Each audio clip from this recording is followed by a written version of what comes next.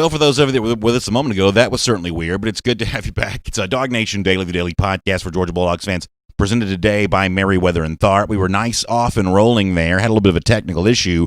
So we're going to do things just a little bit differently here today. Special guest coming up in a moment. I'll tell you about that.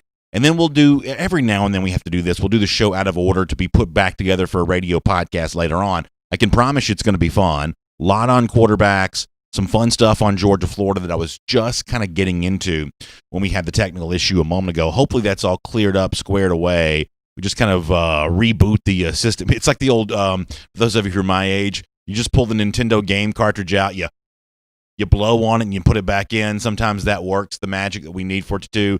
I'm guessing here in this case, that's probably going to be the same thing there as well. We are a couple of minutes away from bringing on a special guest, something that I'm looking forward to telling you about here coming up in just a moment. We will do all of that. I'm going to just check in, kind of make sure everybody's good. And then I've got an announcement I want to make prior to bringing our guest on the show, because this was something that I was excited about. I was really looking forward to being able to tell all of you. I was going to do it a little bit later, but just given the way that things have kind of transpired here, seems appropriate to go ahead and make that announcement, that decision right now. You'll hear me do it again, too, for the podcast version of the show, and we'll just sort of pretend that's all live. Y'all do me a favor and just try not to spoil the surprise for when we do this podcast-wise. So it looks like we're getting rocking and rolling here on Facebook. That's good to see. Thank all of you for being with us on that front. Let's check in on YouTube here for a second, make sure those folks are kind of finding their way back into the broadcast in there as well. Maybe I can take one or two comments before we roll into this.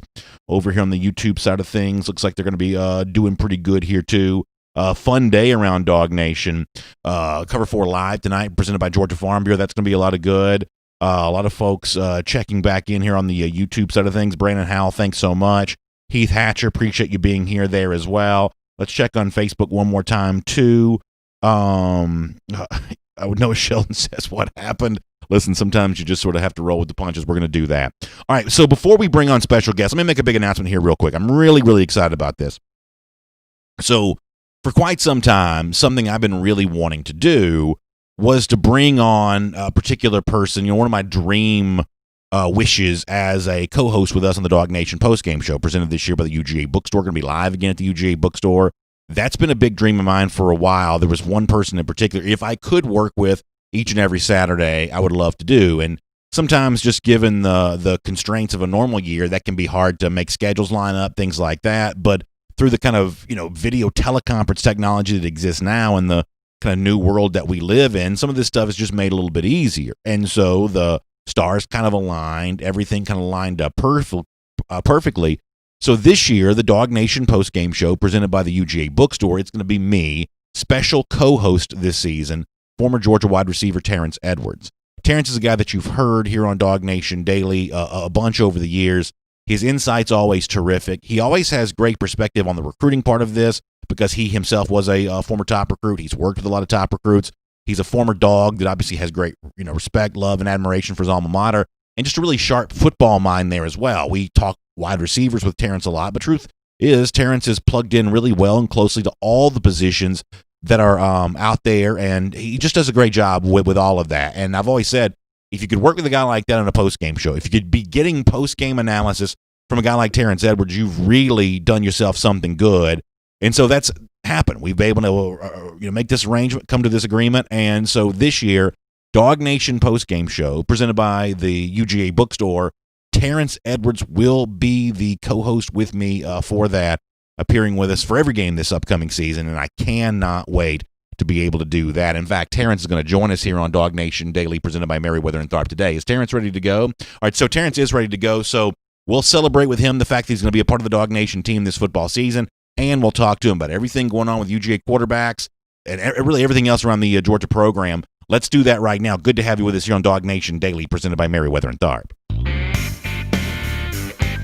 Big thrill to get ready to welcome in Terrence Edwards, the former Georgia wide receiver, and also this year a part of the DawgNation postgame show presented by the UGA Bookstore. I was telling our audience this is a real dream for me to get a chance to work with Terrence on a postgame basis, somebody whose analysis of the games are terrific. Terrence, first of all, welcome back to DawgNation Daily, presented by Merriweather and Tharp. Thanks for being with us, and a big, big thank you, biggest thank you I can offer for being a part of our DawgNation postgame show presented by the UGA Bookstore this fall. I'm really looking forward to having you as a part of that. Hey, thanks, Brandon. I really want to thank you for giving me this opportunity. It's a dream come true. Get to talk football and get to talk to my dogs on the post game and just give my honest thoughts of the game. Well, that's why we wanted you on there, because we know your honest thoughts are well thought out. You're a student of the game and also someone who has great passion for UGA, so a great voice there in that regard. And with that in mind, let me kind of transition to what has been the big topic as of late, and as someone who catches a lot of touchdowns at Georgia and catches a lot of receiving yards, the guy on the other end of that throwing the football to you really matters. It would seem right now that it's a competition between DeJuan Mathis and JT Daniels. Mathis has been getting a lot of number one reps as of late. How much of that's influenced by the current health status of JT Daniels? For now, we really can't be too sure of that. What do you make of what's going on between Mathis and Daniels at the moment? You know what? I'm just excited, honestly, for DeJuan Mathis, just from what he's had to overcome. And being now able to be in the competition race to be the starting quarterback for the Georgia Bulldogs in, 12 days. So I'm just excited for him, first and foremost, for him being able to just have this opportunity. Just last year, we didn't know what his status would be or would he ever play football again.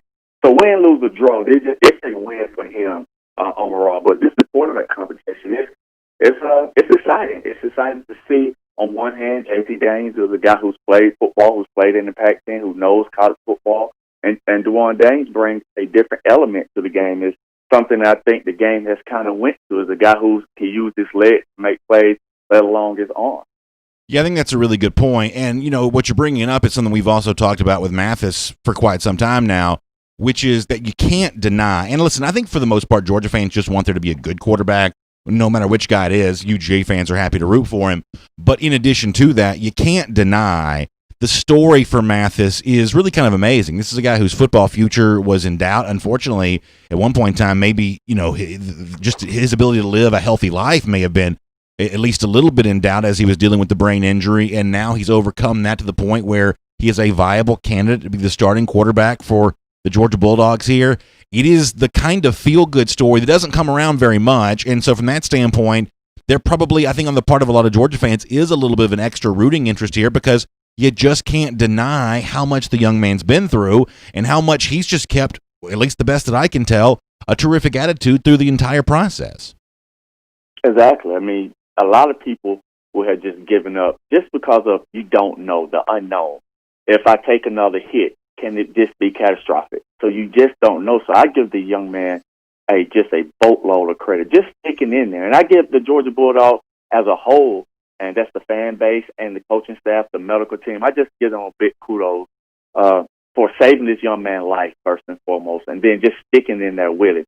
A lot of things is bigger than football, and I know the fans don't really know these gentlemen outside of wearing that number and putting that G on their helmet. But this here was, this was life or death, and I think the Georgia Bulldogs staff did a great job of just saving this young man's life, but just having, like you say, a normal life, and just got to give kudos to them. Let me ask you a couple more things on the quarterback for a moment. I talked to some people who were at the scrimmage on Saturday, and one of the things they seemed to notice was that Georgia teammates really seem to like DeJuan Mathis. Not that they don't like JT Daniels, but there's a lot of chumminess on the sideline between Mathis and some of the players, and we've seen on social media there's some, just some real love for Mathis, supporting him, probably also for everything that he's been through.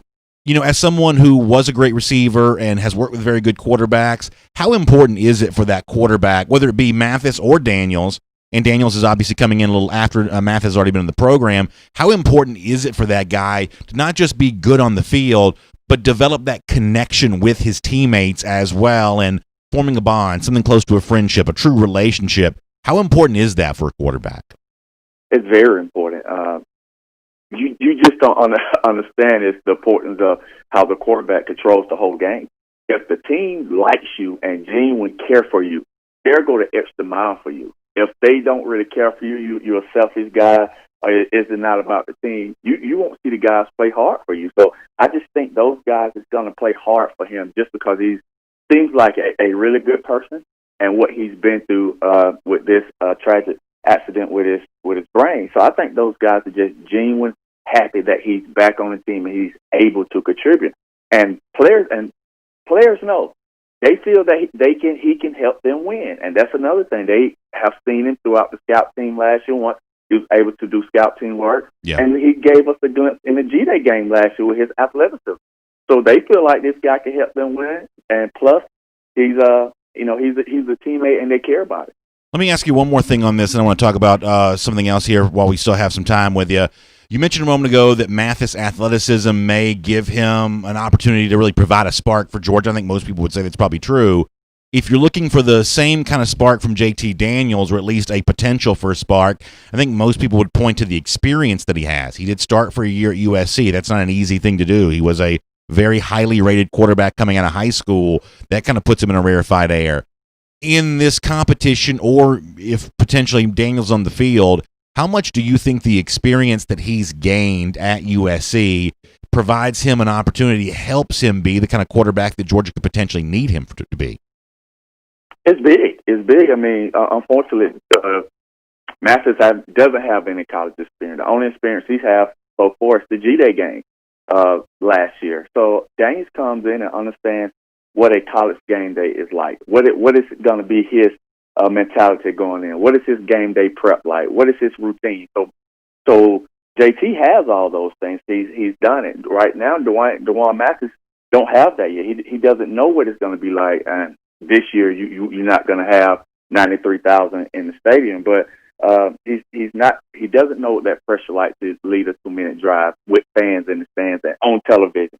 So he doesn't know those things yet. How's it going to handle it? On the other hand, JT's experienced a live pass rush in a real game.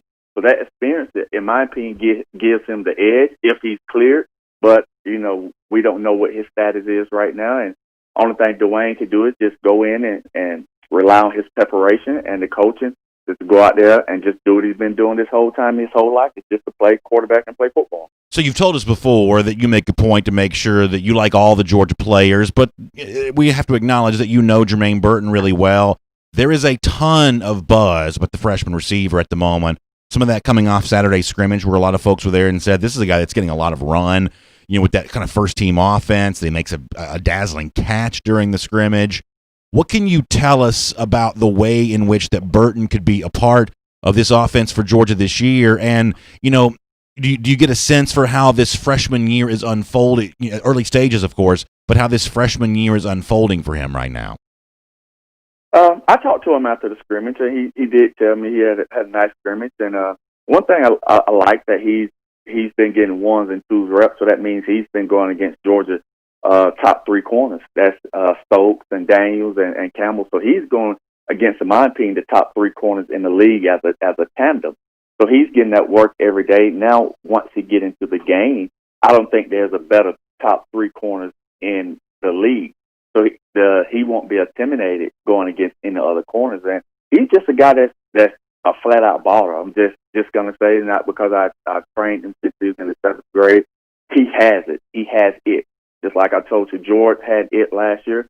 Jermaine has it as well. He's very explosive, probably the most explosive receiver we have on the team. His hand-eye coordination is off the charts, and he's just going to catch everything. Will he drop some balls just like everyone does? Yes.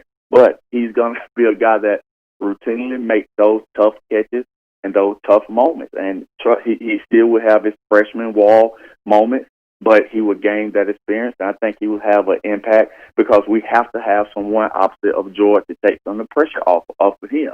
And if Jermaine is that guy, he shows people consistent that he's that opposite guy, it only helps George in the long run. So I think it's really interesting you make the comparison to George Pickens. We'll kind of get ready to finish up with this. So you did come on all of our shows around the DawgNation, video channels a year or so ago, and you never wavered. From the very get-go, you said that George Pickens was a true number 1 receiver. He was a go-to guy, and sure enough, over the course of the year, that prediction proved out to be absolutely true. And yet, in addition to that, Pickens was a better receiver at the end of the year, I think, than he was at the beginning of the year. He was obviously more comfortable in the Sugar Bowl than he may have been, let's say, against Vanderbilt in Week 1.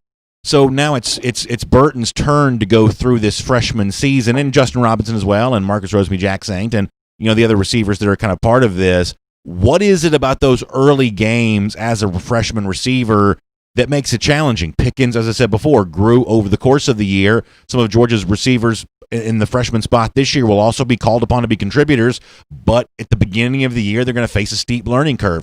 What is that like for them? It's going to be tough. I know as a guy that started day one, I started my very first game, so you just don't know. Unfortunately, you know, you're not going to have a packed house as usual, but you just don't know when those lights are on how people are going to respond. I honestly think Jermaine will respond in a way that we all think he will. Go out there and make plays when his number is called. When he has the opportunity to make a play, I think he will. I know he will, just like we did with George Pinkett. It's the only difference this year. You know, early on, George got an opportunity to play against some lower competition. This year, the freshmen, Jermaine and Mathis, they're going to have to play an all-SEC schedule. And in this league, I don't care if it's Vanderbilt or Arkansas, these are SEC players. So they're going to have to bring their A game every week this week to match the intensity that the SEC brings. Let me squeeze this in really quick because you mentioned this. Do you think it's a little easier for the freshmen this year that there won't be 80,000 people at Reynolds Razorback Stadium next Saturday? When Georgia goes to Tuscaloosa, it'll be a limited crowd. Does the absence of fans make it a little bit easier for the young players who haven't experienced that environment before to not fall prey to the culture shock? I think so, because I give you the story.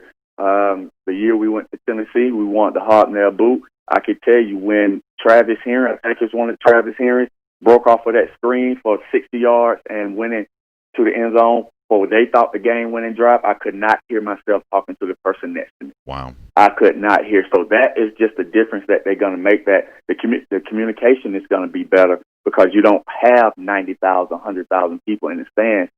So you're going to be able to communicate much better than if you had a full stand. So they won't get that atmosphere because that was crazy. South Carolina, Auburn is probably one of the best atmospheres, in my opinion, that I play with. They won't get that full tip this year. So it's going to be, in my opinion, a little easier because the fans do bring an extra element to the game that they won't have this year. Terrence, incredible stuff. Thank you so much for being here on our program today, DawgNation Daily, presented by Merriweather and Tharp, and thanks for being a part of our DawgNation post-game show there as well. We'll look forward to talking to you again very soon, and I'm sure you're like me, just really, really excited about the start of the season, which will be here now before we know it. Oh, yeah, I'm ready. And again, thank you so much for this opportunity. It's a dream come true, and I can't wait to get started. We'll look forward to it, Terrence. Thanks so much. All right, thank you. All right, really good stuff there from Terrence Edwards, former Georgia wide receiver. And this is one of the reasons why we want to do stuff like this, both on our show and for our DawgNation post-game show as well. A guy that, can, when you ask him, hey, what's the crowd noise going to be like for these freshman players, he can harken back to having played in the hobnail boot game, having won at Tennessee in 2001. Big upset for the Dogs then. He can think back to an SEC championship in 2002. That's the kind of institutional knowledge and memory you want to pull from. And so we're looking forward to having him here as a part of the DawgNation post-game show presented by the UJ Bookstore later on this season. Let me also say this, too.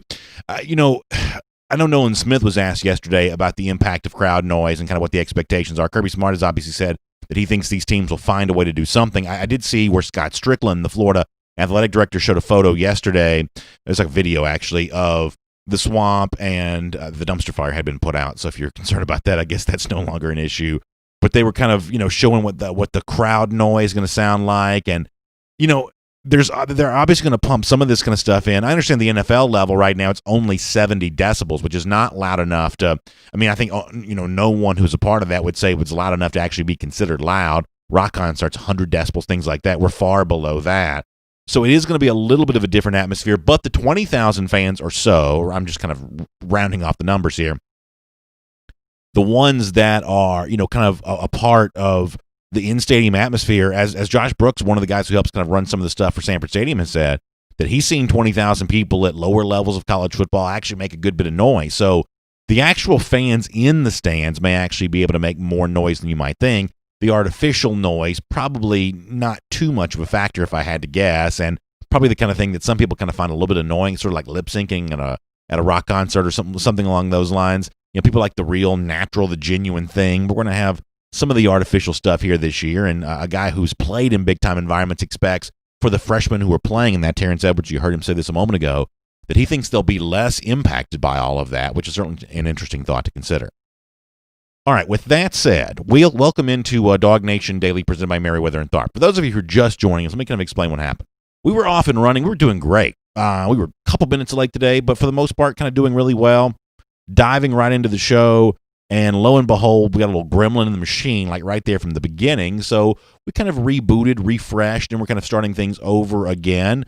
Good interview there with Terrence Edwards just a moment ago. That'll be kind of put back in place in its normal spot for the podcast and the radio show and things like that. We still have a really good show to do. I mentioned Nolan Smith a moment ago. We will hear from Nolan before we're done today. We will talk to him, or he'll talk to us, I should say, about the current state of the Georgia defense, what they look to produce more of this upcoming season. That'll be good stuff from Nolan from his press conference availability yesterday. That's really fun. I'm going to do some stuff on Georgia, Florida off the top of the show. I am going to remake the announcement that Terrence Edwards is a part of our DawgNation post-game coverage here this year. I'm going to remake that announcement. We'll pretend it's for the first time, so y'all just kind of play with it and go along with me on that when we get ready to do that in just a little bit. I had a really fun time this week being out and about in the city of Athens. I'm going to tell you about that before we're done. But let me kind of go back to the beginning here. I was discussing some of this off the top of the show regarding Georgia, Florida. Let's kind of get back into that topic here again a little bit. I'm going to tell you why I think the stakes for the cocktail party this year between the Dogs and the Gators have never been higher. This being a very, very interesting chapter of this rivalry. We will do that coming up in just a moment. It's really good to have you with us. It's DawgNation Daily, the daily podcast for Georgia Bulldogs fans, presented by Merriweather and Tharp. And after a little bit of a false start, a little earlier, it begins right now. Today's episode of DawgNation Daily is brought to you by Merriweather and Tharp, your source for Georgia divorce. Find them online at theatlantadivorceteam.com. Presented by DawgNation.com. This is DawgNation Daily, the daily podcast for Georgia Bulldogs fans. Here's your host, Brandon Adams. So I was talking to our video audience a little moment ago, and I was telling them about a tweet that I got the other day. And I love the interaction I'm able to have with folks on Twitter at DawgNation Daily. And somebody asked me what I thought was a really good question. You know, one of the things that we do to close out every show around here is it's our Gator Hater Updater. We count the number of days since Florida's beaten Georgia. We call them the lousy, stinking Gators, and we make a big deal about that. We've got Eddie, the unofficial mascot of DawgNation Daily. He's got the Gator Hater sign. We do the Gator Hater countdown. I think we're somewhere over like 1,400 days on that front. It's just something that's really fun to do. And back there, you see it on the screen right there, 1,419 days since Florida's beaten Georgia. And what somebody asked me on Twitter, and this is a very fair question, he said, BA, what are you going to do if and when Florida ever wins in the series again? Because you're like this, blowhard screaming into a microphone. It's part of your shtick to be a Gator hater, but how does that shtick survive if Florida wins in this series? And it's a really fair question. And, I pointed out to the video folks that, prior to the Gator Hater Updater, we used to do a Gator Hater countdown. There was a time in which Georgia had not beaten Florida in a while, and we were counting down the days until the game when we thought that was going to happen. Lo and behold, it did occur in 2017, and that's when the Gator Hater Updater began, celebrating how long Georgia had been enjoying a winning streak on that.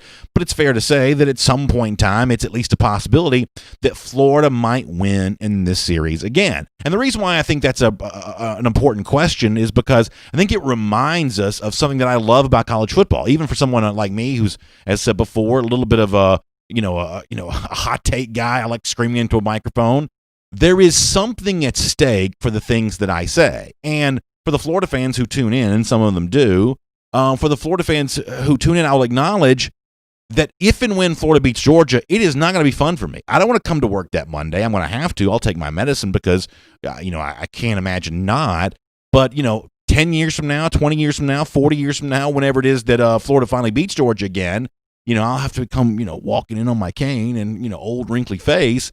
But nonetheless, that's not going to be a fun Monday to come to work with all those Florida people saying, BA, we told you this was finally going to happen. But it's what's fun about the SEC. The stakes are high. People who shoot off their mouth like I do on a daily basis, they've got a check to cash when that prediction doesn't come true.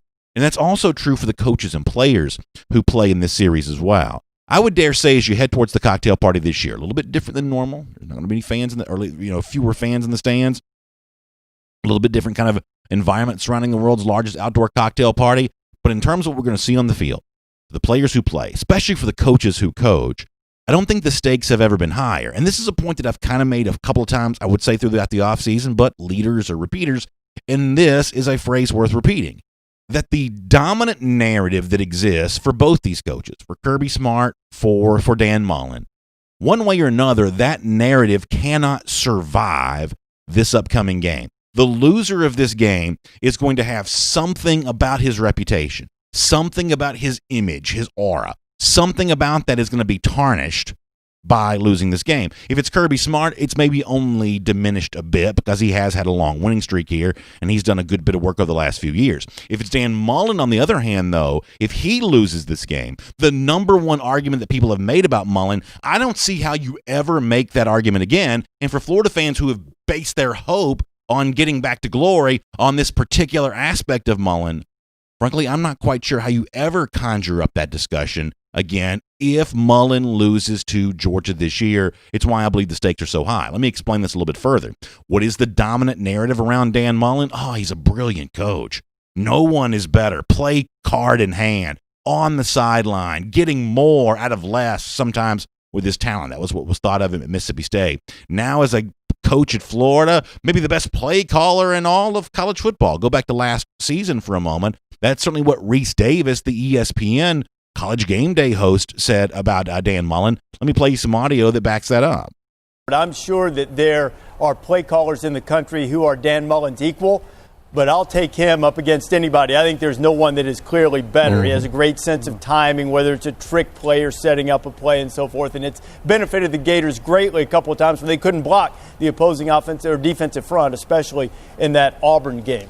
I love Reese Davis. I think Reese Davis is a great voice for college football. It matters, I think, what he says, and he gives you the caricature, the short, description of Dan Mullen, at least in his own mind, and then in the mind of many people. Davis probably speaks for a lot of folks when he says, this is the best play caller in all of college football. That's the caricature that's been drawn of Dan Mullen. Conversely, I think the image that exists of Kirby Smart is that he beats you with talent. He collects better players than you can get. He's a tireless recruiter, and he puts those elite recruits in a position to succeed in a game against other programs who probably just wish they could have players that were quite as good as what Georgia brings to the table. In fact, last year before the Georgia-Florida game, Kirby Smart was asked about the chess match between the two coaches, Mullen, who Reese Davis just praised, Smart himself, who's a pretty sharp defensive mind in his own right, but Smart didn't rest on his laurels in terms of how he draws up defenses or how he, kind of strategizes with really anything. He, in even answering the question about the chess match between he and Mullen, kind of pivots back to the notion of, hey, it's the players that you recruit that really matter the most. This is Kirby Smart before Florida a year ago. It's a chess match every time you go against somebody. It boils down a lot more to players than it does X's and O's. He always has a very physical football team.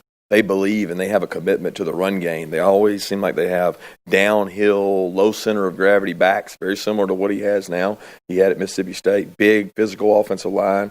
He never abandons the run. He's always going to be able to run the ball. He always has a quarterback that can run the ball, especially whether it's short yardage or packages with Emory coming in for him. And he's got as good a wideout group that he's ever had that I can remember, and he's using those guys' skill sets. I mean, he highlights those wideouts he has because he has so many. I mean, I don't know how to better say it than to say that he has a complete offensive package right now with what he has. So he has the ability to use all those guys. So listen, when you think about this, what I have said over and over is that I don't believe that Dan Mullen is capable, no matter how much Smart may praise the receivers they had a year ago, the running backs they had a year ago, things along those lines. I don't think that Mullen is capable of producing a roster on signing day. When you put these rosters together, I don't think he's capable of producing one that can beat Kirby Smart in Georgia. So as long as Dan Mullen's at Florida, I have said, and I've said this clearly, that I don't think that Mullen's a threat to Kirby Smart. Kirby Smart's just better at acquiring talent. He's just better at building a roster. The gap between Georgia and Florida isn't narrowing. If anything, it's widening on the basis of the way that Georgia's recruited these last couple of years. But if Florida were to win that game this year, then what I just said is wrong. Now, that doesn't mean that Mullen's going to surpass Kirby Smart as a coach, but viewing Mullen as a threat to Kirby Smart, you'd at least have to acknowledge that is somewhat true if he's able to get a head-to-head win in a year like this, in which Georgia looks to have as deep a roster as it's ever had. My statement that Mullen's not good enough at recruiting, good enough at acquiring talent to be a threat to Kirby Smart, you would at least have to acknowledge that to a degree that's wrong. However, the flip side of this, for the Florida fans who say Dan Mullen's eventually going to surpass Kirby Smart because he's a better offensive mind, he's better at tutoring quarterbacks, He's better at just getting the most out of his players. He's better at doing that on game day.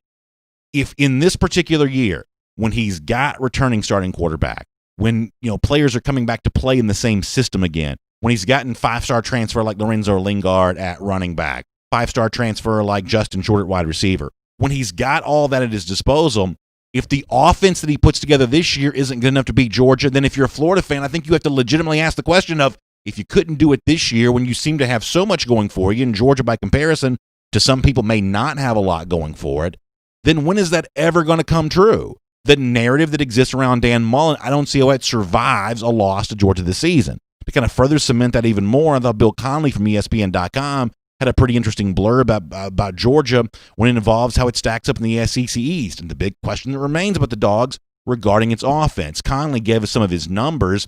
He says the Dogs were 24th overall in success rate in 2019. That means how many yards you get compared to how many yards were available. But they didn't make many big plays, Connelly writes. And once they were behind schedule, meaning setting up third and long, things like that, their drives fell apart. They were 11th in standard down success rate, but 102nd on passing downs. Bill Connelly writes for ESPN.com, that's what you would expect from a triple option offense, not one overflowing with blue chippers. And what Bill Connelly describes there at ESPN.com is the thing that I think makes Florida fans salivate right now. They saw a Georgia offense sputter in 2019. They saw a Georgia offense. Now, on third down against Florida, they did pretty well. But apparently, according to Bill Connelly, third and long situations against other foes, maybe not quite as well as they could have done.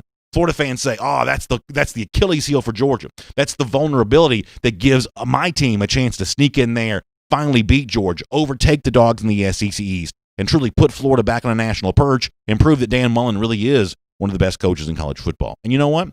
If some of that happens, if Florida does beat Georgia, then a Georgia fan will at least have to acknowledge that something that Dan Mullen is doing has worked enough to now put Florida on at least a little closer to even footing with UGA.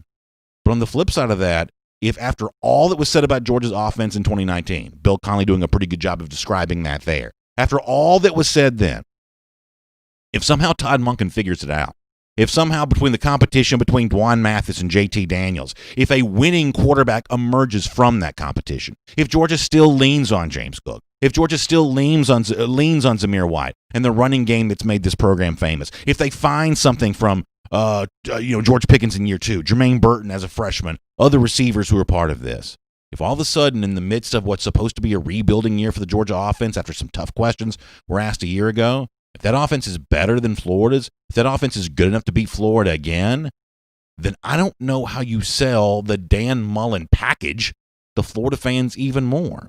This is a really fun year for Georgia and Florida in the SEC East. There are high stakes in the SEC because of what people say, hot takes proven right or wrong, but also reputations for the coaches that play in these games. The thing that these guys have built their aura around, somebody's going to be tarnished a little bit this year. Either Kirby Smart, who may not quite have as much of a gap between himself and the Gators as some of us have thought, or Dan Mullen, who may not quite be as smart as some Florida fans think that he is. Can't wait for the cocktail party, can't wait for the season to begin as we find out the answers to some of these very provocative questions. And by the way, if you're wondering, I'm still pretty confident that Dan Mullen's going to be the one that's disappointed in Jacksonville later on, and Florida fans there as well. It's DawgNation Daily, the daily podcast for Georgia Bulldogs fans. We're presented by Merriweather and Tharp today. Good to have you with us no matter how you get here. Live on video, 10 a.m., Facebook, YouTube, Twitter, or on the radio at noon on Athens Sports Radio 960 The Ref, and we are available as a podcast wherever you find them, including the world-famous DawgNation.com. Huge thanks for you for being with us. Really enjoy you being a part of our show each and every day. And big thanks to our friends at Merriweather and Tharp. Let's face it, the lights that stay on around here, the video capabilities, all that technology, it would not be possible that our friends at Merriweather and Tharp, and they provide an incredible service for you, too, for many of you. And let's face it, it's sometimes maybe an unpleasant conversation, but the honest truth is, in an audience that's the size of ours, tens of thousands of people, some of you are contemplating a divorce. Some of you feel like you may be on the verge of having one, and it can be a scary thing. I understand that. You've probably got questions. Well, if you do have questions, you should know that Merriweather and Tharp, your source for Georgia divorce, they have answers. They can put you on a path to making your financial situation whole again, put you on a path to feeling better about a lot of things in your life, relationship with your children, things like that, all those weird situations that kind of be offshoots of a divorce conversation. Merriweather and Tharp can handle that for you. They've been through cases similar to yours, different from yours thousands of times, and that institutional knowledge gained through all of that, they can put it to work for you, but you've got to reach out and start that process yourself. The initial consultation is what gets it all going. It's no pressure. It's a learning experience for you, and it's no cost as well. Just simply find them online at theatlantadivorceteam.com. That's theatlantadivorceteam.com. That'll get you in touch with Meriwether and Tharp, your source for Georgia divorce. All right, I'm going to talk Georgia quarterbacks here in just a moment as we go around the doghouse. Before we do that, though, I do want to mention a really fun announcement. I'm really proud of being able to do this. This is something I've wanted to be able to do now for a number of years. We do a DawgNation post-game show after each and every game. This year it'll be presented by the UGA Bookstore. I'm really excited about that. And because we're big fans of the UGA Bookstore. They're great friends of ours. But it's also one of those things where we've had a lot of great co-hosts over the years for the DawgNation post-game show. Many of those guys have now gone on to the NFL. And so, I've always said, well, if I could have a co-host, who would I want? And sometimes travel schedules, things like that, make it kind of difficult to kind of get all the stars to align. But this year, through the magic of video teleconference and some of the things that are available to us, we just have the option of doing some things maybe we haven't been able to do before. And so if the sky was the limit, who would you want after each and every Georgia game? One of the guys that has always been very near the top of the list for me is former Georgia wide receiver Terrence Edwards, for a lot of reasons. Edwards is a student of the game. He obviously studies the film. He follows it closely. He has great love for his alma mater. He's closely connected to a lot of the players on the Georgia roster as well. He is just one of the sharpest football minds you ever get a chance to talk to. He's been a frequent guest of ours here on DawgNation Daily, presented by Meriwether and Tharp. And, this is one of those years when you can do some things maybe you haven't been able to do before. And so we said to Terrence, hey, is there any chance we could get you for the post-game show this year? And Terrence was able to work that out with his schedule, make that happen. And so this year, DawgNation post-game show, presented by the UGA Bookstore, Terrence Edwards is going to be our special guest, co-host on that after each and every Georgia game here this year. That's going to be a ton of fun. And by the way, as a way of celebrating all that news, we're going to welcome in Terrence Edwards to the program coming up in just a couple of minutes. So we'll do that with Terrence here. I am so excited about having as a part of the DawgNation postgame show. Now, with that said, one of the things we'll also talk to Terrence about in just a moment is what's currently going on with the Georgia quarterbacks. And in fact, let's kind of move into that discussion now as we go around the doghouse here today, delivered by our friends at Marco's Pizza. So Kirby Smart had some interesting things to say about quarterbacks going back the other day when he met with reporters on Tuesday, confirming some of what watchful eyes had told us about the scrimmage going back to Saturday with, a chance to see Dwan Mathis working a lot with the number one offense, not seeing as much of JT Daniels in that scrimmage at all. I thought it was interesting when Mike Griffith from DawgNation asked Kirby on Tuesday, hey, people are going to read into Mathis getting that much action, that many snaps with the number one offense in the scrimmage. Are you okay with people reading into that? And Kirby gave a pretty interesting answer. This is Kirby on the subject of that. They certainly have a right to. It doesn't concern me. I mean, it was part of the rotation as far as each day. Just so happens they were there that day. So, each day we've rotated guys that have gone with the ones, and that's the day that his fell on. So, for the most part, we've done a really good job for, I think, 16 practices, today being 17th, that we've rolled. That doesn't mean we've had a different guy every day, but we've got a rotation that we do, and that was just part of the rotation. So what's interesting about that is one of the reasons why I'm maybe a little skeptical that it's Little League left field and everybody just sort of gets their turn at quarterback. I'm a little skeptical of that as the idea is that there's just been so much buzz about supposedly Mathis, really growing in the competition and emerging as a potential starter. And then people see with their own eyes Mathis on the field so much, the idea if it just sort of happened to be his turn on the day when a lot of boosters got a chance to be inside Sanford Stadium, that doesn't coincide very well with the buzz from, in some cases, other media outlets who've been saying that they, think that Mathis is eventually going to be the starting quarterback. So sort of do that with what you will. The other part of this that just sort of continues to be weird for me is just how healthy JT Daniels really is. Still not cleared for contact. Kirby Smart, though, as you're about to hear, saying that by the time you get to Arkansas, that may not be a problem anymore. Here's the other half of that quarterback competition for the moment, Kirby on JT Daniels. JT is not completely cleared yet. He is practicing with us, as he's been doing. And if we didn't think he was going to be cleared, then we wouldn't be practicing him. But he's continuing to practice, and so is Dwan, Carson, and Stetson. And as far as we can tell, it'll probably be a game time decision.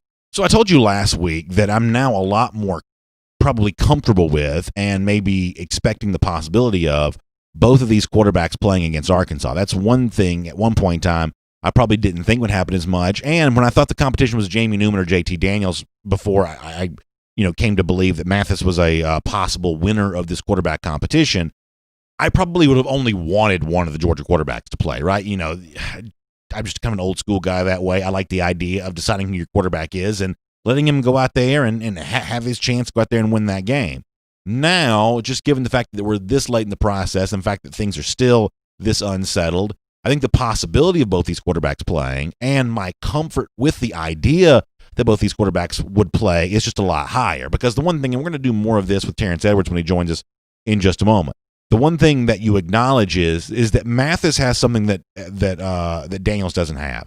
Mathis has the incredible athleticism to go along with his quarterback skills too. And for a Georgia offense this season that I think might scuffle and struggle at least a little bit at the beginning of the year, the athleticism of Mathis might be a way to get some easier yards and move the chain sometimes when otherwise this offense, at least at the top of the year, may have a little difficulty doing that. So that's a role for Mathis. The other thing that Daniels has, and it's one of the reasons why, if you force me to predict who ends up being the majority of the season starter, assuming health for both guys, I'll still probably peg Daniels on this because he does have the experience. I think the experience matters.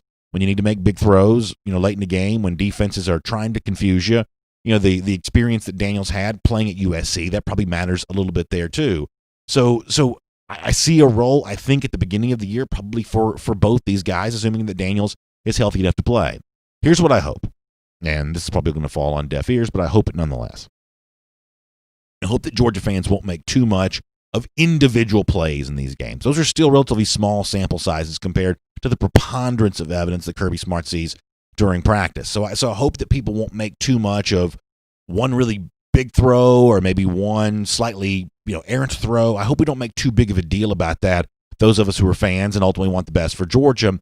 And I do hope that Georgia fans can also find a way to root for both of these guys, to not put themselves in a camp, one guy or the other, but just appreciate the fact that a competition very likely could extend at least right up until game time. Kirby Smart acknowledged that, and possibly beyond the kickoff of the first game. It's never a bad thing to have a collection of good quarterbacks.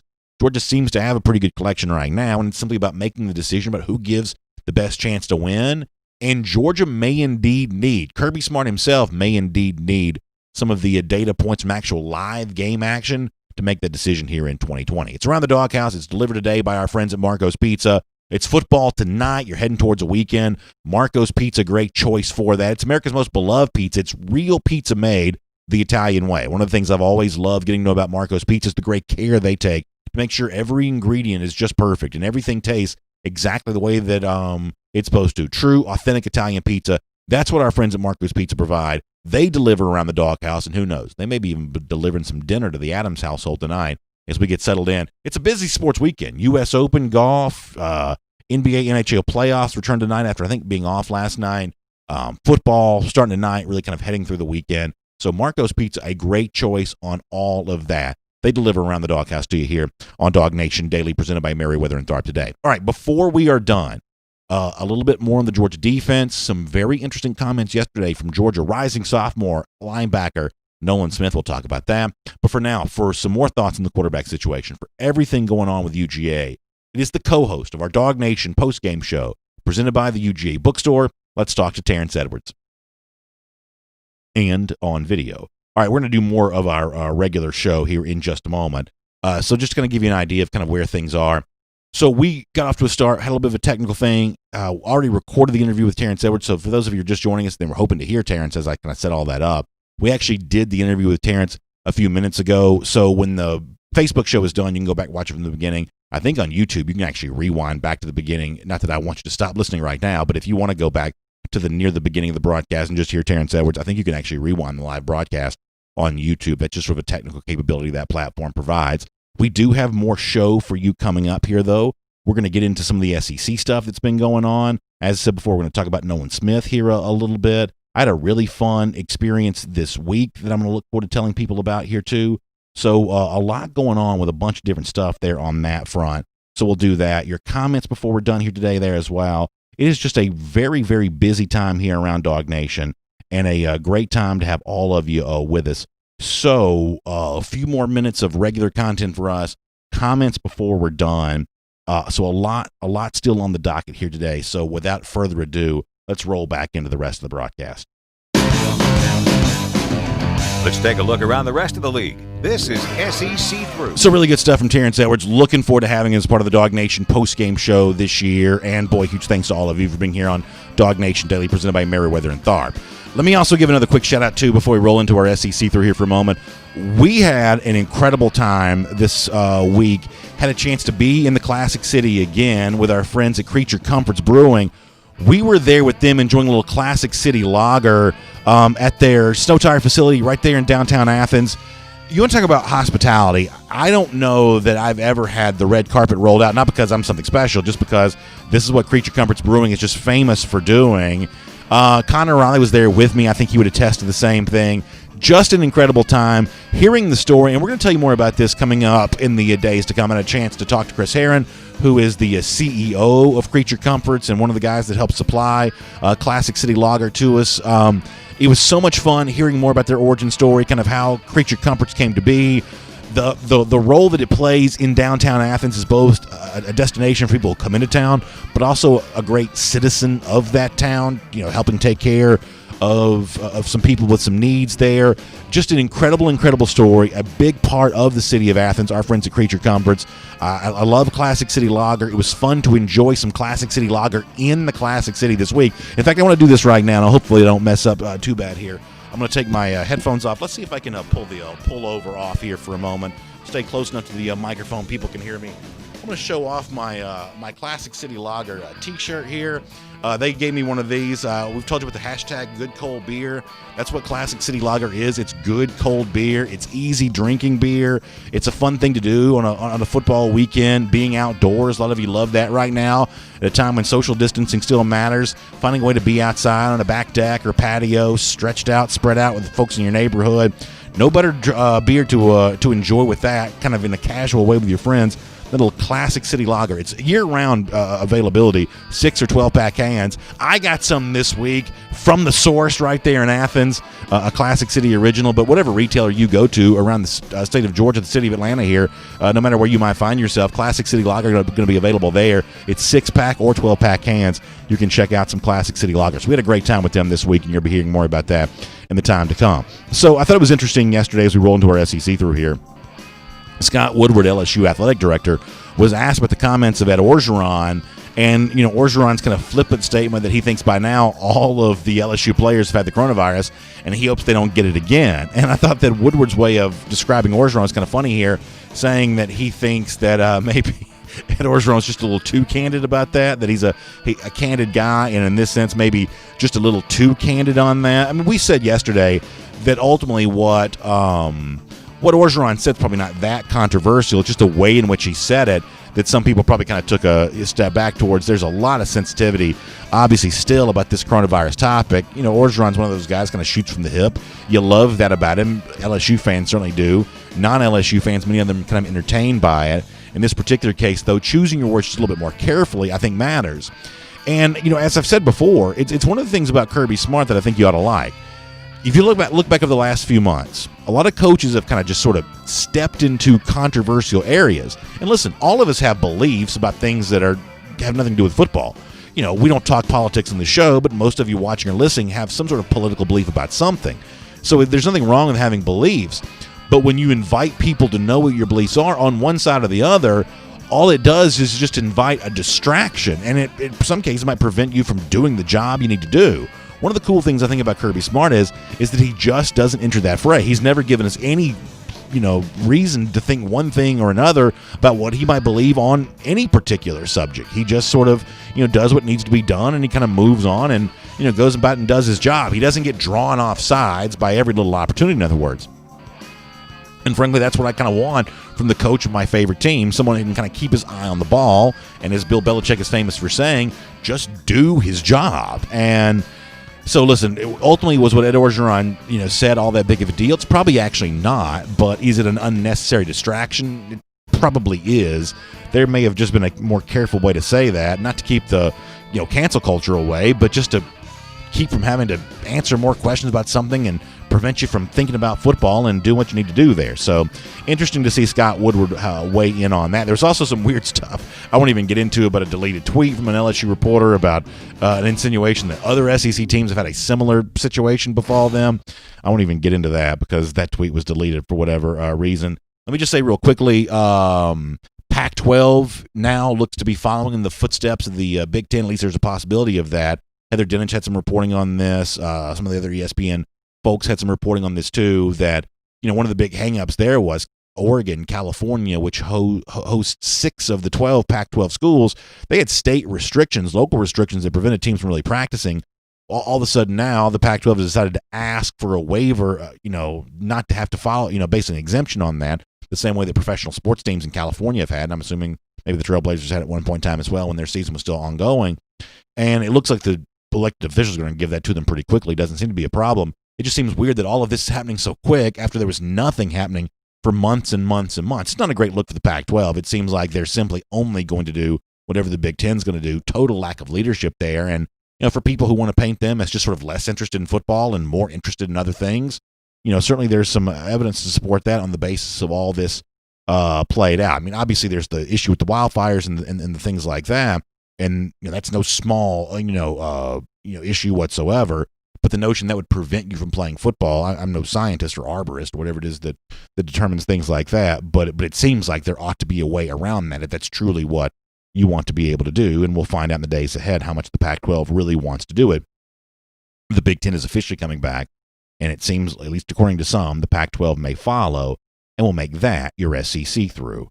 And here on DawgNation Daily, presented by Merriweather and Tharp, let me also turn our attention back to the Georgia Bulldogs here for a moment. And one of the things we do every Thursday on our program, Kroger is fresh for everyone. And one of the things that Kroger provides is the Kroger Fresh Take here on this show each and every week. And the Kroger Fresh Take this week is going to look in on the Georgia defense. And I think that we spend a lot of time talking about the offense because obviously those are the unanswered questions. Those are the things that we haven't decided yet. We haven't learned who the quarterback is. We're not really quite sure how good this unit's going to be. But those unanswered questions on offense shouldn't obscure the emphatic answers that Georgia seems to have on defense. Just look at the guys that have spoken to reporters in recent days from UGA. It was Trayvon Walker and Tyson Campbell, both former 5-star signees last week. It was Jordan Davis, who we'll probably hear from on tomorrow's show. Nolan Smith yesterday, elite top-flight players, the envy of almost anybody, any program in the country, the kinds of talent that Georgia can bring out there.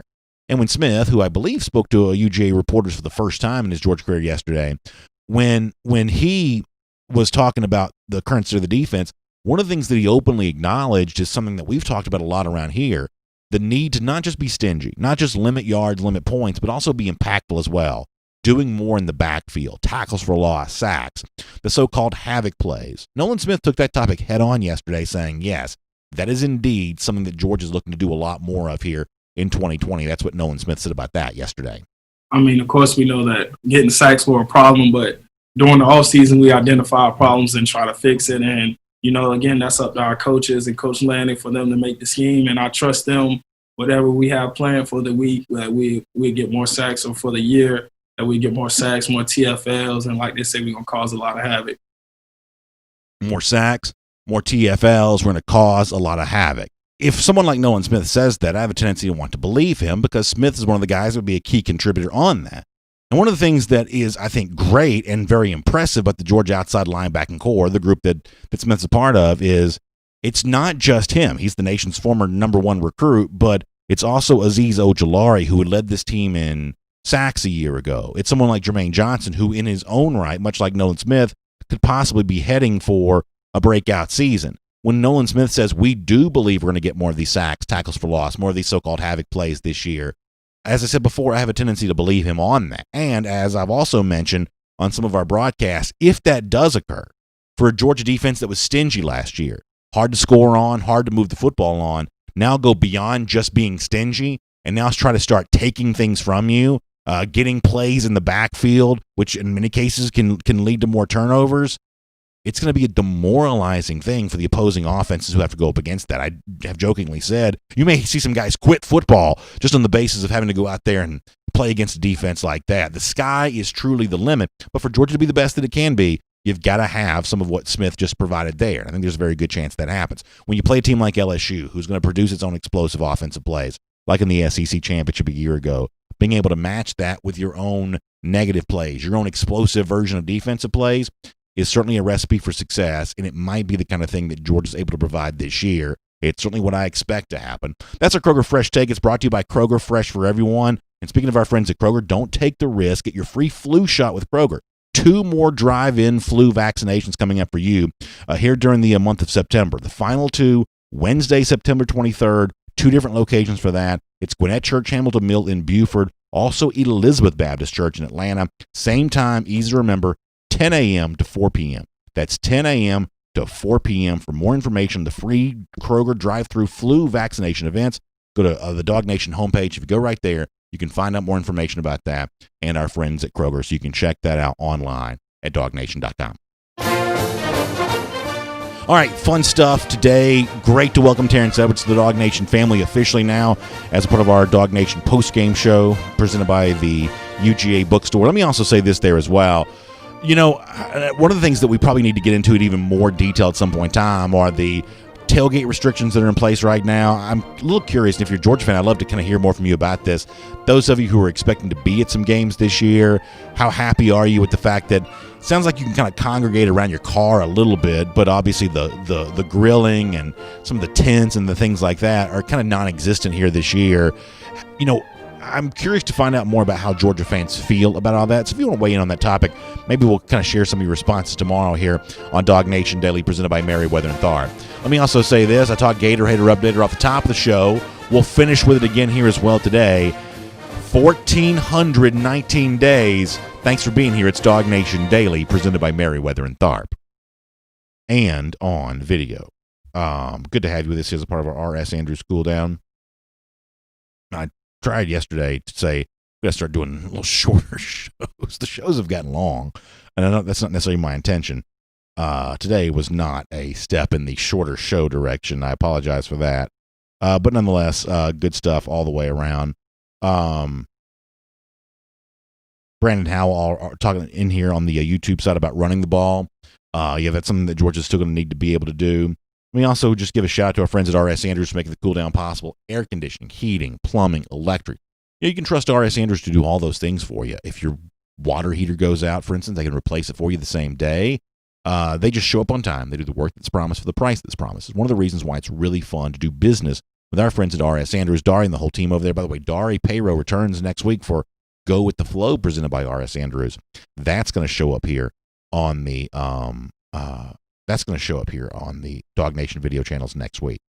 So let me go Facebook first. I did YouTube yesterday. We'll get some comments and get ready to go.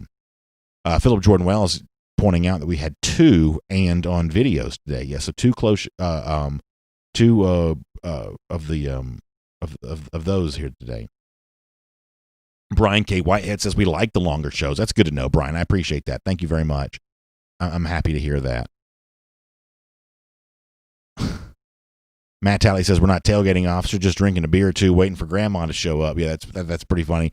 I mean, it sounds like you people can kind of sit around their cars a little bit. The honest truth is I don't completely understand all these tailgating rules that are in place right now. But yeah, there may be some of that.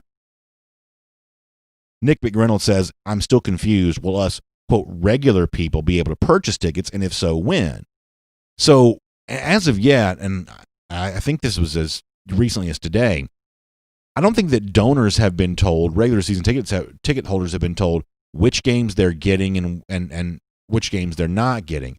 The expectation here is that unless you're just like, Hedges Club, $1 million donor, the expectation is I don't think many people are getting all of the home games, but everybody's going to get at least one. So I think the season ticket holders who are expecting to be there haven't been told yet what their ticket situation is. Beyond that, what has been told to us is that tickets that go in the secondary market will be handled just like any other. I'll give you, for instance, on this. I was looking into Arkansas tickets the other day, and what I saw there for a while was groups of 6 being sold together, and they were, priced around $100. Some of them slightly less, some of them a little bit more, but they were kind of around $100. All of those apparently got bought up because the other day I go to one of the secondary ticket resellers, and they had like 3 tickets left, and they were $800 a piece. So that's kind of the way it's going to go, that people can put tickets on the secondary market, but the price are going to vary on these pretty big. And for the bigger games, because there's such limited inventory, you could probably expect to see really, really high prices there. And, how do you handle like the clusters of seats that are supposed to be together? Is someone allowed to sell, 2 of theirs to one person and 2 of those to the other person? Maybe this is like a don't ask, don't tell thing. I really don't know how all that's going to go. But I would say that to use your phrase of regular person, the regular person's best way to get into a game this year is probably going to be through the secondary market, and the expense of those secondary market tickets is still left to be decided. Jermaine King says, as far as that tailgating goes, you can bring some Chick-fil-A and a good cold beer. And I think that Jermaine, for the most part, is kind of right about that. I guess the one thing that makes the most sense is if you're bringing food that doesn't have to be cooked, plattered food, takeout from another restaurant, catering type thing. If you're doing that, small setup, a little bit of a beverage going on, maybe a little Classic City Lager, at that point in time, it sounds like you're probably okay. Let me read this from Christopher White. He says, my family needs all the prayers we can get. My grandmother was diagnosed with COVID-19. Boy, I'm sorry to hear that. And then yesterday, I had a heart attack. She's currently in recovery in ICU. Thanks for the added prayers. Christopher, I am sorry about that. And we will be praying for you. That's a horrible thing. And please keep us updated. And certainly you will be in my prayers specifically. I know many of our audience will say the same thing on that. David Johnston, good to see you in here. Brian Jones says it's 9:17:20 and Tyler Simmons is still on sides. You love to see that. Let's get a couple more Facebook comments, and I'll go over to YouTube here for a moment. Keith Fold says tickets from UGA are $150 each. Is that the face value for the regular tickets this year? That's interesting. Matt Talley says the crowds are best and worst part about going to the game. He says it might be a cool year to go without sitting in traffic. Yeah, I was joking the other day. The Alonzo Mourning gif that everybody always uses where he's like sitting there and he's disappointed, and then he kind of does the, like this is one of those years with the Alonzo Mourning gif kind of makes some sense, because on the one hand, for the games I get a chance to attend, and I hope it's a lot of them, hope it's most of them, I'd love it to be all of them. For the games I get a chance to attend, I'm going to miss the atmosphere. I'm one of those weird guys. I even love the atmosphere on the road, even though those are fans that are cheering against Georgia. I just love SEC atmospheres. So on the one hand, you're not going to have that this year, at least to the degree that we're used to. But on the other hand, as Matt said, traffic could be a lot better. So, yeah, you kind of do that with what you will. Let's see what else is going on over on the YouTube side just for a moment. Looks like y'all are betting on something over here. I wonder what that's even about. Mark Brantley says with the Big Ten and Pac-12 only playing 8 games, I think the playoff should treat them as if they're all a half a game behind everyone else in the loss column and use that as a tiebreaker. I think that's really interesting. And I said this on yesterday's show. I do think that if you treat the Big Ten champion emerging from an 8-game schedule the same as an SEC team emerging from a 10-game schedule, I don't think it's the same thing, and I don't think it should be treated the same way. Ohio State goes on to win the Big Ten title game. That's a little bit different. Now you're talking about 9 games compared to 11. That's a little more of. And listen, I'm fairly confident that Ohio State's one of the better teams in the country. I'm not going to dispute the talent they have, assuming that, they look similar to what I expect them to look. I'm not going to dispute the talent the Buckeyes have. They'd be a very difficult team for Georgia, Alabama, or anybody to beat. They, rightly so, would be ranked very high. But at a certain point in time, you have to bring in the notion of what's deserving, what's fair. Otherwise, what is the point of playing the game? And even if on paper we would all agree that Ohio State's a really good team, there has to be some sort of on-field validation of those facts. And playing fewer games than the rest of the SEC against, in some cases, much lesser competition, I think you'd have to point that out as a huge difference. Crow King 123 says, losing Elijah Judy, where else do we go? I get Corey Foreman, but I'm also getting Major Birch flashbacks. I don't trust Scott to seal the deal on him. I don't know about that, Crow King. I mean, Jordan Burch may have gotten away, but he was also from Columbia, South Carolina. I mean, that's a little bit unfair to judge Trey Scott on the Jordan Burch thing, given the fact that Georgia would have always been a point spread underdog in that recruitment and probably did something to at least make it a little bit close, although I guess ultimately not the silver medalist in that recruitment. I have grown to greatly trust Trey Scott because I think that Jalen Carter, I mean, listen, I heard from people on Saturday that saw Carter getting around and getting into the backfield defensively in that scrimmage. He's going to be a player this year. Trayvon Walker's already a player. Jordan Davis, one of the best defensive linemen, I think, in the SEC, if not the entire country. I'm pretty high on Trey Scott at the moment as Georgia defensive line coach. As far as the Elijah Jeudy thing goes, I think one of the things you have to wonder with Jeudy is, was he a true outside linebacker? Was he the kind of guy that could play that position in Georgia? And this is not, I'm not trashing him on the way out the door. I'm just saying that that's one of the things I would probably, wonder about. What I saw from Jeudy made him seem like he was a pretty good player. And, if he doesn't end up at Georgia, it looks like he's going to end up at a place like Texas A&M. They certainly only recruit top flight prospects too. So Jeudy is a pretty good player. But I would say that Georgia's got a lot of interests that are out there right now. It's not just, you mentioned Corey Foreman, but, you wonder if this brings like a Dallas Turner back in the fold. Turner's one of those guys that flat out told Jeff Sentell a couple of months ago, this was in print, that, he favored Alabama because of the, the prestige the program had. But the other big factor there was there weren't those Georgia visits. It is just a fact that Alabama has won more over the last few years, last decade or so, the Nick Saban era than Georgia has. So Georgia, to make up ground on that prestige, has to do so when it comes to visit.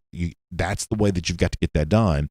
And obviously that's been canceled through January now.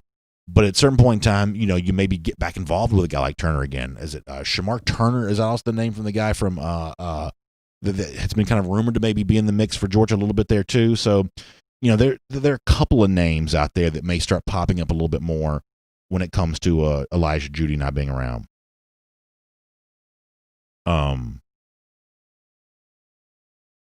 Johnny Lester also brings up a pretty good point too. He says the Big Ten rules are laughable, forcing players to sit out 21 days for positive tests, even with no symptoms. Then if 5% test or more test positive, the entire team must freeze for a week. 5% of an 85-man roster is only 4 players. I think that's pretty silly too. And, obviously, as some people have pointed out, that puts the entire ordeal in kind of a precarious situation before it's even started. Clearly, this seems to be a way to kind of placate some people in that league that just didn't want to play football. They just didn't want to. And they would say for good reasons in their own mind, and I'm not smart enough to say if they're wrong.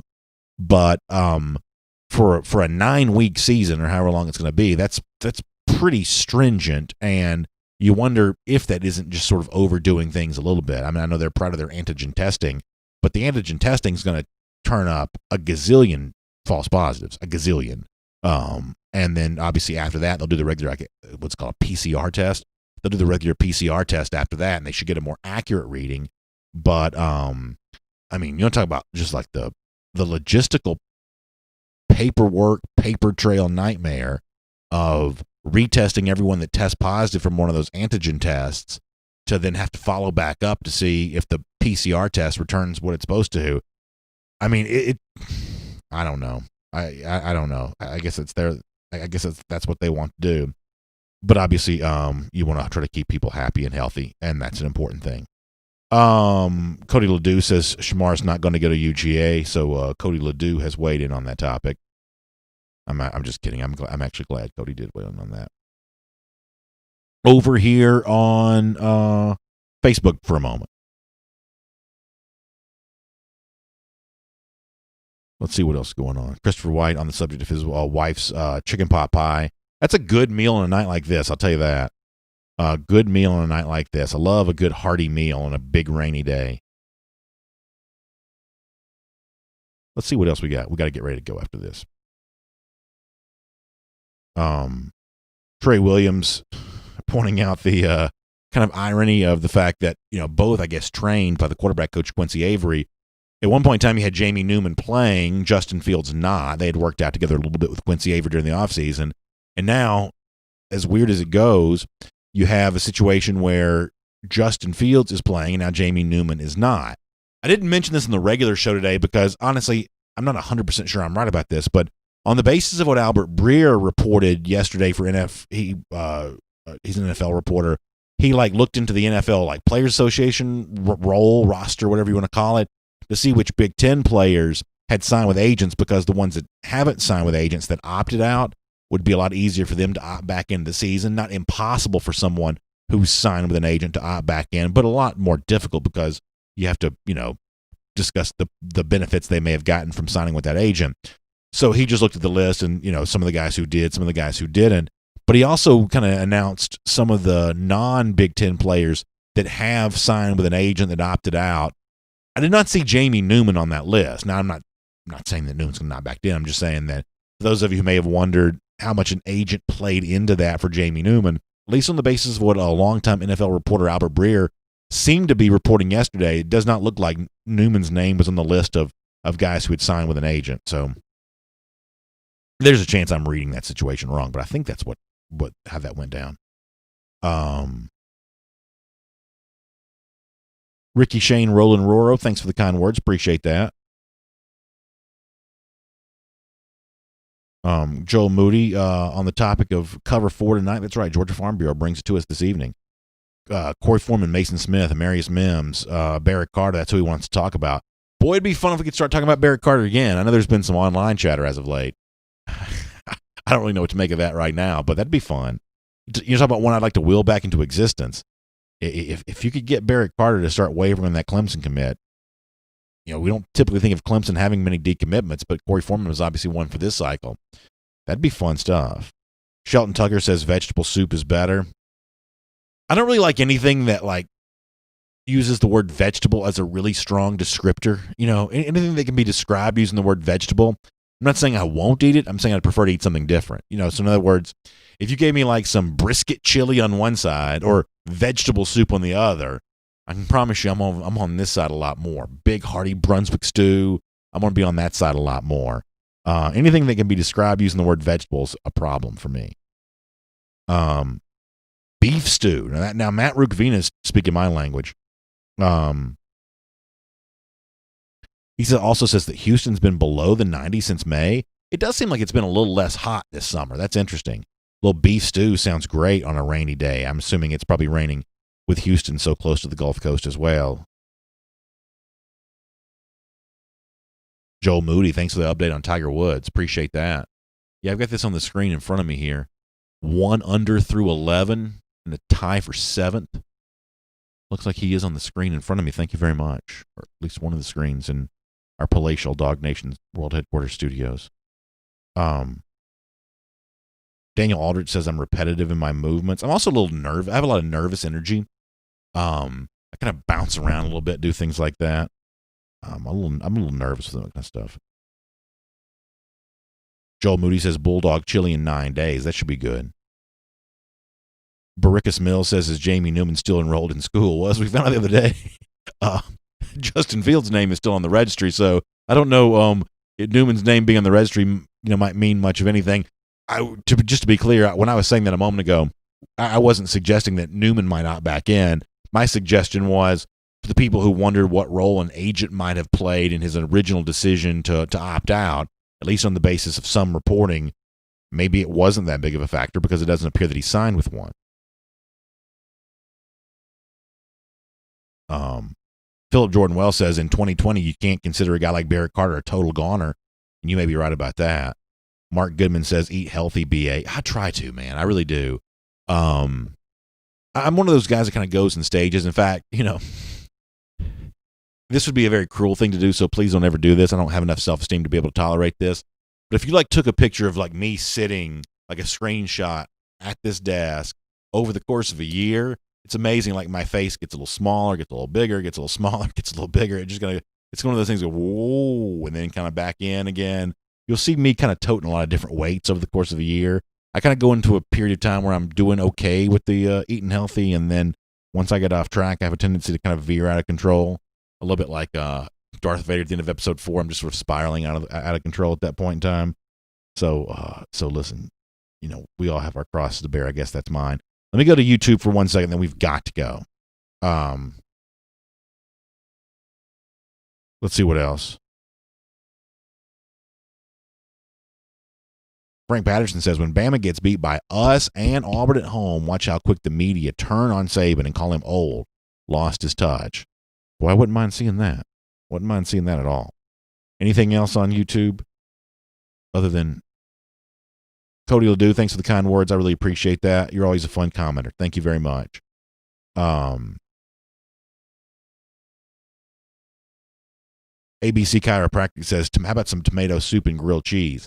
I know that's a very popular rainy day meal for a lot of people. That's probably not quite enough protein for me, but I'm a little bit more like Johnny Lester here on some really good Brunswick stew. I love that. Love that. Always fun stuff.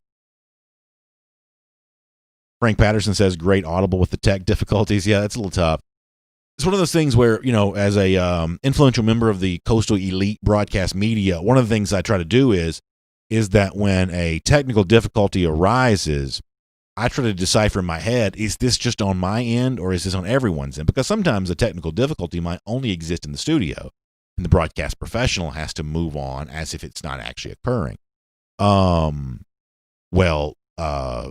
In this particular case, it seemed like it had been going on long enough, and the fact that it was happening in this monitor over here left me to believe it's probably something that everyone was also dealing with as well. So, listen, you reboot, you move on, and you do what you got to do, and so we were able to get it done today. And we could not do it, or it wouldn't even be worth doing if it wasn't for all of you who join us for it, whether you be a Georgia fan or a fan of someone else, whatever else. We're just really thankful to have you as a part of DawgNation Daily, presented by Merriweather and Tharp, and our friends at R.S. Andrews, who bring the R.S. Andrews cool down to you as well. So check them out online at rsandrews.com. It's not very hot today, but it's going to be hot again. So make sure your air conditioning unit's still ready to go for the summertime weather that's still to come. You got Matt Rukavino over there in Houston spiking the football about no more 90-degree days. Be careful about that. It's still going to be hot again in September, and we got a little bit of September left here. So make sure your system's tuned back up to factory fresh specs to make its way through the early fall that's still to come. So check them out online at rsandrews.com for more on that. I'll see you tonight, Cover 4 Live. That'll be fun at 7:30 p.m. Georgia Farm Bureau brings that to you. And back here tomorrow morning at 10 a.m. for DawgNation Daily, presented by Merriweather and Tharp. Good to talk to you, and we'll see you tomorrow, everybody.